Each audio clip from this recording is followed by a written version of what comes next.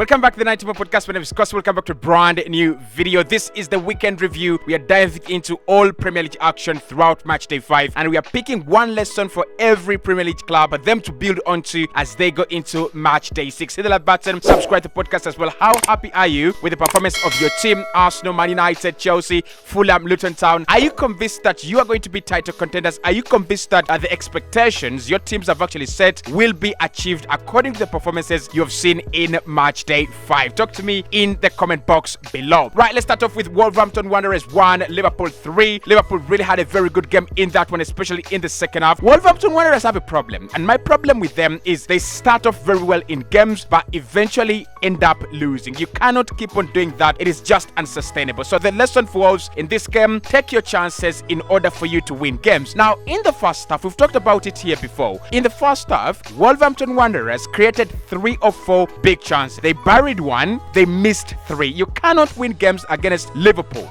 Man United, Chelsea, Arsenal, Fulham. Against all these Premier League high-scoring sides, you're not going to be winning games. And for me, that is their problems. Matthias Cunha in that game had a golden opportunity. So if they can take their chances, they're already creating them. The likes of Pedro Neto, the likes of Hwang Yi-chan are creating some good chances for Matthias Cunha. And I think the manager there, O'Neill, needs to think about starting playing Sasa Kalasic ahead of Matthias Cunha. I think Kalasic would be a better number 9. He would be a better striker. He would be a better poacher than Matthias Cunha. Liverpool, the lesson in this game, defensively, you need a defensive midfielder to start playing games. And I'm not saying Liverpool should go to the market. I'm not saying Liverpool should start, hunting for a Caicedo in January. I'm saying Endo should be playing more. So what we saw in the first half of this game was Wolverhampton Wanderers picking the ball from McAllister as if he was their defensive midfielder, as if he was part of their game. Whenever McAllister had the ball, Liverpool lost it in the midfield. It was courtesy of the fact that McAllister is not your number 8. He's not your number 6. He's not going to be defending. He wants to be creating chances. He wants to be dribbling towards the opposition goal rather than being concerned with how are we going to defend, how are we going to make sure that we do not concede. So for me, Klopp is stubborn. Playing Curtis Jones, McAllister and Dominic Szoboszlai is not the way to go. Play Endo. You've got a good defensive midfielder. You've got a very good number 6. Play this guy until when you can sign your ideal number 6. So Liverpool, a defensive midfielder, if Klopp keeps on lining up this way, it will cost you in many games. Manchester United 1, Brighton 3. What a game of football we watched there. It was always going to be entertaining. It was very entertaining. Man United, for me, the lesson for you guys, it's too easy for the opponents. It's very, very easy. You look at the Arsenal game, the 2 goals that Manchester United conceded at the end, and the first goal that they conceded in that goal, it was very easy. From Zinchenko to Martinelli to Zinchenko again to Nketiah to Martinelli and to Odegaard. Easy. It was a similar pattern, and that goal actually highlights what happened in this game. It was very easy. Pascal Gross, you look at that goal, that is too easy. From Gross to Lamptey to Mitoma and then to Lamptey again and then to Gross, he skips one, puts it in the back of the net. The first goal is a disgrace. You've played with 4 midfielders and your midfield has been outrun like that by Brighton at the Old Trafford. It is unacceptable. It's very, very easy. And Eric Ten Hag, if he's going to do anything, the first thing is go to tell the boys we are easy to play against. And a team like Man United at the Old Trafford, you cannot be easy to play against. You cannot afford to be that easy. Brighton, for me, the lesson for them is that João Pedro will shine this campaign. When he came on, we saw something that Brighton were lacking throughout the game. Yes, they had already scored 2. They were already doing very well, but when João Pedro came on, kind of felt like they had a good number 9 in front. It kind of felt like they had a quality player to play with, to play for, and the goal is sublime. The finish is masterclass. That's a masterclass of a finish. So João Pedro is going to be a very, very shiny guy, Brighton, this campaign. Just give him the time. He's already scored a couple of goals, by the way, so he's already backing up what I'm thinking about him. So Brighton, I think they've just got to keep up and just give more minutes to João Pedro because he's gonna be a very, very important player for De Zerbi this campaign. West Ham 1, Manchester City 3 at the London Stadium. West Ham led the game at half-time, but it was too difficult for them to go and hold on to a draw or even a win. Manchester City rigored through them. The lesson for West Ham in this game is not a negative, it's actually positive. James Ward-Prowse is a jewel in the crown. How did they get this guy? How did they get this guy? And Chelsea don't have him, and clubs like Tottenham Hotspur didn't even try to sign him. James Ward-Prowse is such a beautiful player to watch. He's such a very, very good player. Now, he scored in that game, and that means that he has almost involved himself in a goal or an assist in every game he's played at West Ham or for West Ham. That is impressive. If they can continue building on the success they already have this campaign, they have picked up some good points against some good clubs, especially Brighton. It happens. It's along the way. It's a marathon. You're going to have hiccups. You're going to have, moments where you feel a little bit lightheaded, and that is what happened to West Ham. I think Man City were just too better than them. They were just too good than them. And there's no crime in you being worse than a billion team. This Manchester City side is worth $1 billion, so there's no problem with being worse than them. Manchester City, Jeremy Doku is one to watch this campaign. This guy, what a run, what a goal, what a moment, and what an equalizer. Now, Jeremy Doku is one of my players that I love, and this is gonna annoy a lot of my big fans because they know I'm an Arsenal fan.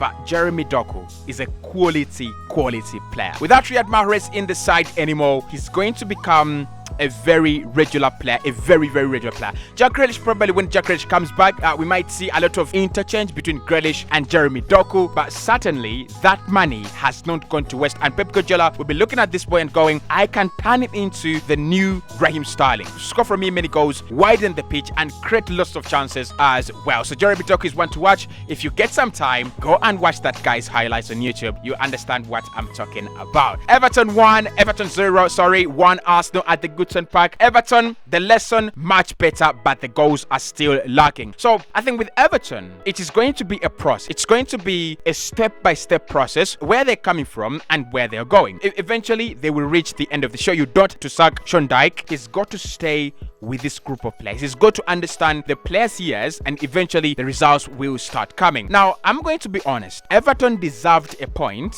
at the Goodson Park yesterday. If Arsenal don't score and it ends 0-0, I think Everton would be very glad because they did deserve a point. But my problem with Everton is the goals. Where are they gonna come from? Defensively, much better. Sticking to the plan, much better. Sean Dyche football, much better, right? You could see Dwight McNeil, you can see Onana, you could see, Dokore, you can see, all these boys. But where are the goals gonna come from? It looks very dry, right? It looks very dry. You can't be in the Premier League and goals are going to come from an oasis. You can't. You have to have a virgin territory where the goals are coming from. And I don't think Everton really have a fertile ground where it's going to be raining goals, but they need to find goals, right? Arsenal in this game, I talked to an Arsenal fan, and this is what they told me: we need more goals. That's what they said, and I think they have a point. They really do. If you're governing games from 60% to 75% to 80% ball possession, the goals have to be coming. You need to be scoring 3 to be scoring 4, and just like Everton, Arsenal don't feel like they have that kind of fertile, untouchable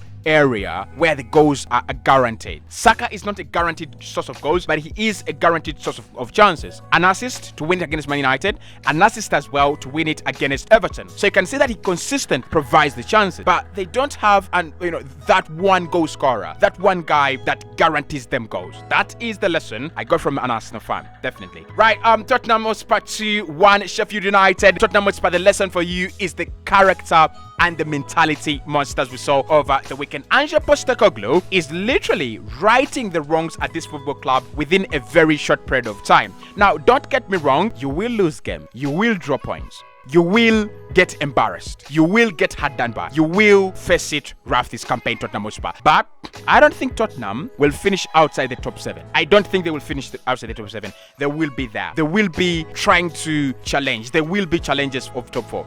And if Newcastle don't bounce back quicker, if Man United don't bounce back quicker, Spurs could be UEFA Champions players by finishing 5th this campaign. So the mentality that Spurs displayed in that game is a very key part of the Premier League, especially now that games are going to go until 100 minutes, until 112 minutes. It's very important for you to stay calm. It's very important for you to be, how about we keep on doing what we've been doing, the goals will come. That's what we saw with Spurs. They stuck to the plan. They created the chances. They kept on knocking on the door. In the end, Sheffield United opened up. I loved it. I really, really did. So, mentality monsters, Sheffield United, unlucky. Really, really unlucky in that game. I think that's the lesson. And with Sheffield and Luton Town, the lessons are going to be more about like this campaign. Because when you lead a game at the White Hart Lane, 1-0, there are two things you want. Number one, you want to win that game when you lead at, within 73 minutes. You want to defend and win that game within 94 minutes. They defended until 98 minutes. 98. How unlucky could you be? How unlucky is it? You don't even get a point in a game where you've defended and kept a clean sheet until 98 minutes. Just unlucky. For me, just unlucky. And they keep on these performances, they will eventually bring trouble to someone club. They will eventually bring trouble to a club in the Premier League. Fulham 1, Luton 0. The key lesson for Fulham in this game are goals drying out courtesy of Alexander Mitrovic. Against Luton, you expected them to score more. I expected them to have at least 3 goals in this game. Now, they created chances. They had shots on goal. They had shots on target. But it didn't turn out into goals. They didn't turn into goals. So, they need to start realistically thinking about where the goals are really going to come from. Luton Town defensively better, and at home they can actually go and destroy any team. I think Luton, the template they implemented yesterday, should be the same template all season. Your first concern is not conceding, and your first concern is not being blown away in games. Can you have that 0-0 draw until the 89th minute, until the 80th minute? And then when it gets to the 80th minute, you can then start thinking about, can we win it 1-0? Can we win it 2-0? So defensively, I like their shape. I like the way that we didn't have Fulham 4, Fulham 5, Luton Town 0, or Fulham 3, just 1-0 at the Craven Cottage. There's so many clubs that have actually suffered at the hand of Fulham. Even Arsenal conceded twice against Fulham, and they were away from home. Fulham were at the Emirates Stadium. So that is a key lesson for Luton Town. If you can defend at the Craven Cottage, well, it means you can go to these stadiums and pick yourself up and give us a good performance. You can go to Crystal Palace at the Selhurst Park. You can go to Everton at the Goodson Park. You can go to Burnley at the Turf Moor. You can go to those stadiums and put in a very, very good shift. I like the way they displayed themselves over the weekend. Bournemouth 0, Chelsea 0. Bournemouth, the key lesson for you guys is the finishing, and please be clinical. Now, I've talked about Robert Sanchez in my team of the week, but there are two questions. Was Robert Sanchez too good, or were the shots from Bournemouth actually meeting him halfway? I think Dango Ouattara should have scored a goal. I think Philip Billing should have scored a goal. I think Dominic Solanke should have scored a goal. So you understand what I'm talking about. The finishing was not there in this game. And when you play against a club like Chelsea at the Vitality, and Chelsea are struggling in the last 20 minutes of the game, there are two things you want. One, you want to break them. And number two, you want to defensively be very, very disciplined. Defensively, they were disciplined. They played very well. They gave us a good game. But I didn't see I literally didn't see the finishing of a Bournemouth that has been in the Premier League for more than 39 games. So the finishing let you down, Bournemouth, on that occasion. Chelsea, are they better or are they worse? That is the key point in for you this weekend. Are you better? Are you worse? You're going into a run of games where you have to play Arsenal, Everton, Man City, Tottenham, Man United. Are you better? Are you worse? With Chelsea, defensively, they are not letting in so many, but the chances are going in. In that game, Chelsea should have conceded twice, minimum. So, I think if you're a Chelsea fan, your big question is going to be, is this a new Chelsea from what we were seeing last season, or this is just a couple of new players with a new manager, and that's it? I think it's two-way. It's really, really two-way. So for me, Chelsea, you've got to work on everything. The identity, the attack, the defense, culture. Everything has to be better.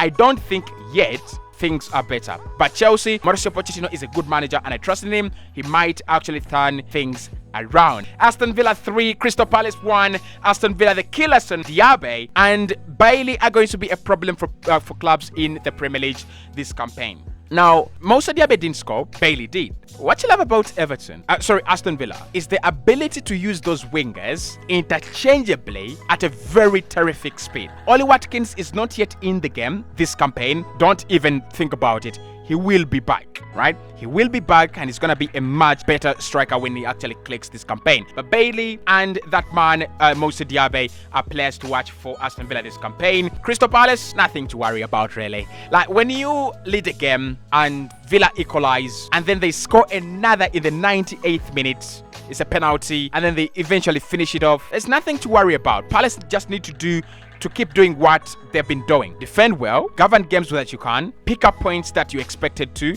pick up points where you're not expected on some occasions, and they will definitely be alright. Newcastle 1-0, Brentford at the St. James Park. The killers for Newcastle, they are back to winning ways, and that is important as they get to the UEFA Champions League. Why that win is so important for Newcastle is it actually takes them into the UCL. You don't want to go on the big stage short of confidence, but then also it allowed the manager to understand who is the better player, Isak or Callum Wilson. Callum Wilson has had far much better output as compared to Isak when he's represented Newcastle. There's no question about that. So the manager has to go, if I want to win, I have to go with the best player, and that is Callum Wilson.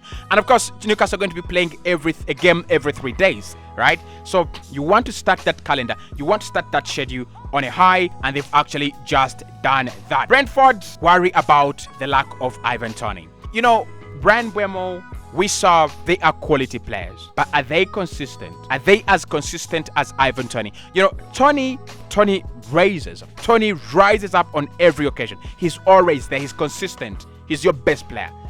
Are these guys as consistent as Ivan Toney? There is a huge question there. I'll speak to you right in the next one. That is my Premier League review, match day 5. One lesson from every Premier League club and one lesson from every Premier League game.